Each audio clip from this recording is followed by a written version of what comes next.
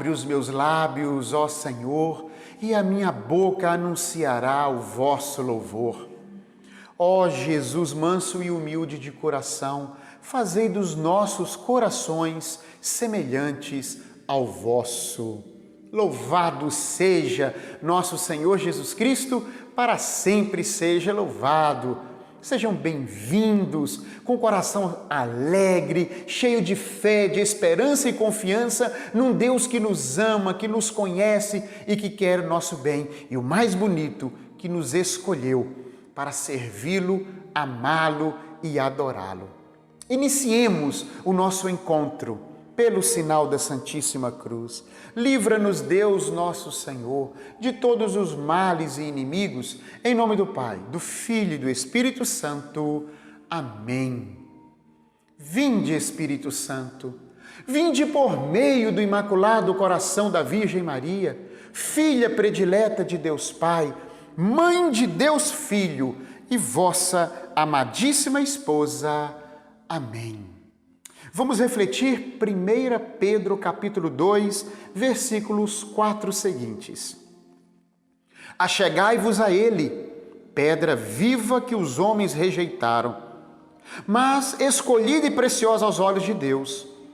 E quais outras pedras vivas vós também vos tornais os materiais deste edifício espiritual, um sacerdócio santo, para oferecer vítimas espirituais agradáveis a Deus por Jesus Cristo. Vós, porém, sois uma raça escolhida, um sacerdócio régio, uma nação santa, um povo adquirido para Deus, a fim de que publiqueis as virtudes daqueles que das trevas vos chamou a sua luz maravilhosa. Palavra do Senhor, graças a Deus. Eu quero ter um coração disponível para o Sagrado Coração de Jesus. E você, também quer ter um coração disponível? E em que está ligada essa disponibilidade? Ela está ligada ao tempo que você dá para Deus na sua vida. Mas o que move eu e você darmos o tempo da nossa vida para Deus, para o reino de Deus? O reino não é de Deus? Não pedimos Deus para reinar em nosso coração? Quantas vezes que você fez essa oração? Ó Senhor, reina em minha vida, na minha família, não é? Quantas vezes cantamos aquela canção, podes reinar, Senhor Jesus? Só que Deus, quando se quer fazer rei em nosso coração, nós não cedemos o trono do nosso coração para o Senhor Jesus. Nós permanecemos sentados nele e ditando as ordens do nosso tempo, da nossa vontade, do nosso querer. Não é verdade, irmãos? Não é fácil não, né? É um processo de conversão, de santidade, de paixão, de amor por Jesus Cristo, de ser fiel a Ele, de ser agradecido, de gratidão por tudo aquilo que a gente reconhece que Ele é, muito mais do que o que Ele fez, mas o que Ele é em nossa vida. Ele é o nosso Rei, e o Rei tem um trono, e o trono ocupa o lugar central do salão central do castelo. O castelo é o nosso corpo, o salão é o nosso coração. E Jesus precisa estar no centro da nossa vida. Toda reverência é para Ele. E toda obediência devemos a Ele. Ele é o Rei, Ele é o Senhor, Ele é o Salvador, Ele é o Criador. E ao mesmo tempo, Ele é tão próximo. Ele não é um ditador, um tirano. Você imagina um rei que nos chama de amigo? Imagine um rei que nos quer bem? Um rei que se sacrifica por nós, que numa guerra e numa batalha, ele não manda os soldados, ele vai à frente nas batalhas da sua vida, nas guerras, tribulações e adversidades, nos seus sofrimentos, ele não te deixa sozinho e abandonado, ele vai na frente, contanto que ele seja o rei. Mas quando nós tiramos Jesus do centro da nossa vida, quando ele deixa de ser o rei, ou ele passa a ser o rei só de palavra, e não é o rei de fato, aí as coisas desandam na nossa vida. Jesus, ele para ser o rei da minha vida e da sua vida, ele precisa ocupar o centro. Ele tem que estar no controle das nossas emoções, dos nossos sentimentos, dos nossos pensamentos, do nosso comportamento, da nossa vontade, da nossa atitude. Quando Jesus está no controle, as coisas vão bem. Quando nós tomamos o controle, as coisas não vão muito bem. Isso que eu estou lhe dizendo é um processo de uma vida. Não é feito de uma hora para outra, mas tem que ser iniciado hoje, imediatamente. Nós temos que tomar consciência de que a nossa vida está nas mãos dele. E é o melhor lugar que a nossa vida possa estar, é nas mãos do Senhor Jesus. Ele sabe o que fazer com as nossas vidas, com o nosso futuro, com a nossa vocação, melhor do que nós mesmos. Por isso temos que ter a coragem de abrir mão daquilo que achamos que é maravilhoso para assumir o maravilhoso que é Deus. Ter coragem de ceder e entregar a nossa vida nas mãos de Jesus Cristo, que é o Senhor dela, o autor da nossa vida. Ele nos chama de reis, de profetas e de sacerdote. Nós somos rei, profeta e sacerdote e santos. Santo, como você já sabe, já disse aqui, significa separado para Deus, consagrado para Deus, numa tradução muito rasa, muito simples. Deus nos escolheu para ser povo dele.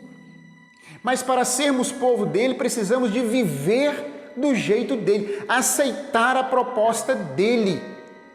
E essa proposta dele, ela é ditada, interpretada, administrada, orientada pelo magistério da igreja, pela Santa Igreja Católica e Apostólica Romana.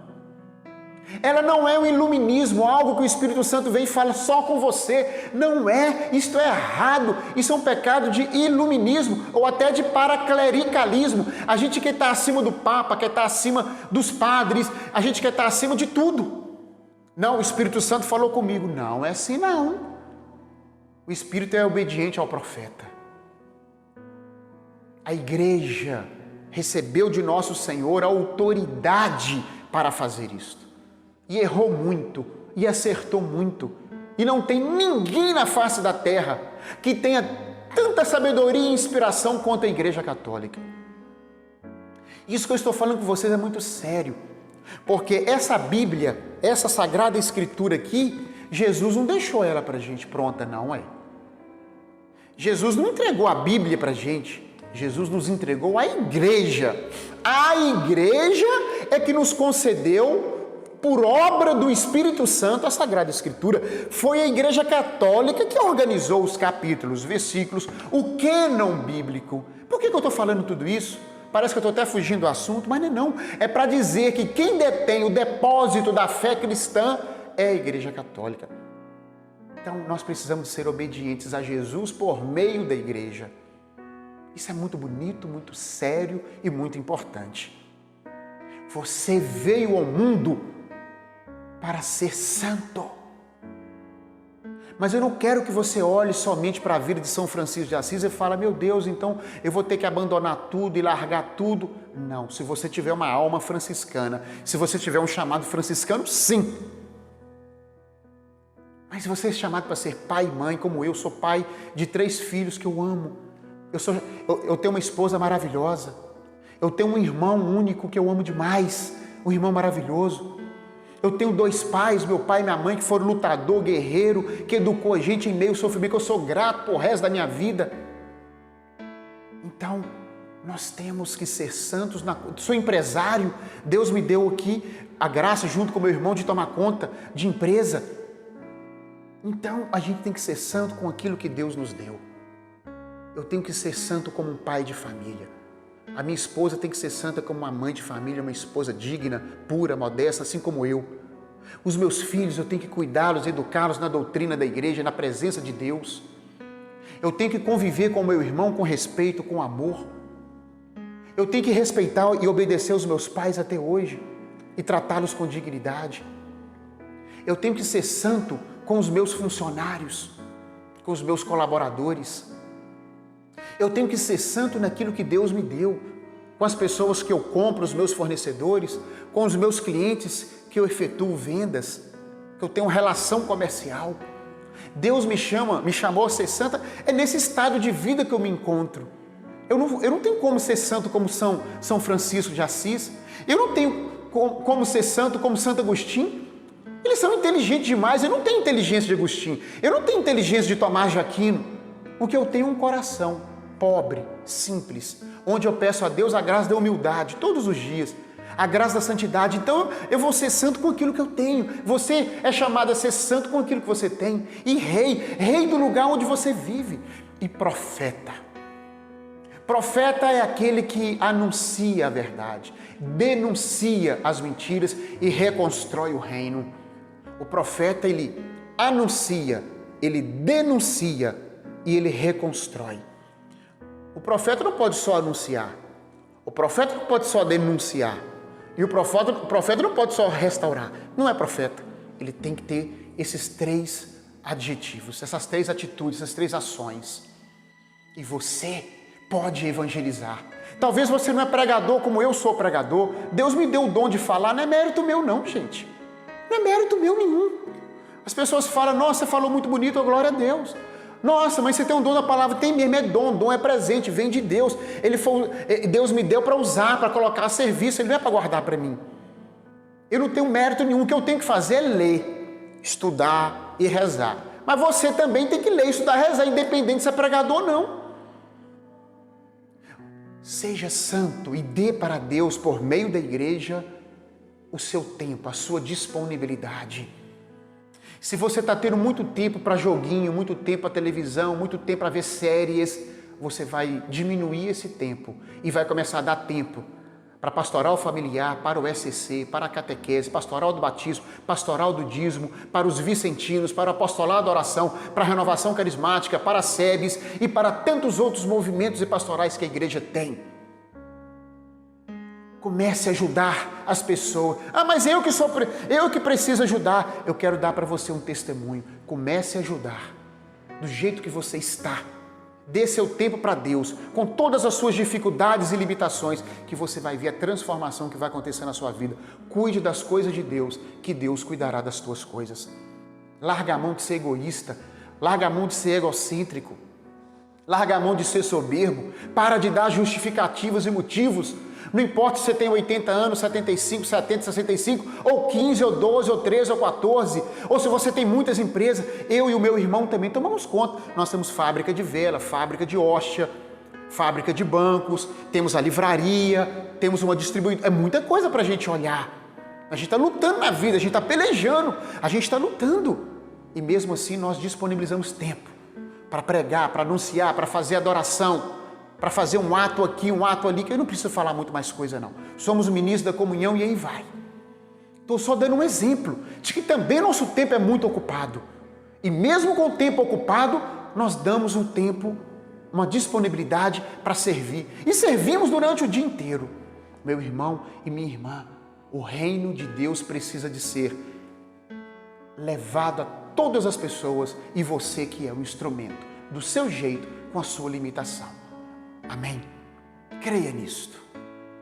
Senhor Jesus Cristo, nos dê um coração disponível, nos faça entender tudo isso.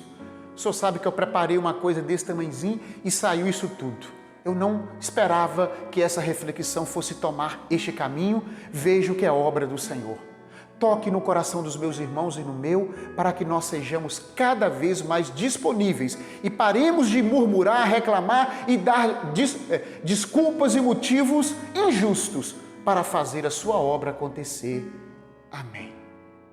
Sagrado coração de Jesus, que tanto nos amais, conceda-nos um coração que vos ame cada vez mais. Até amanhã, se Deus quiser. Nos abençoe Deus, Pai, Filho e Espírito Santo. Amém.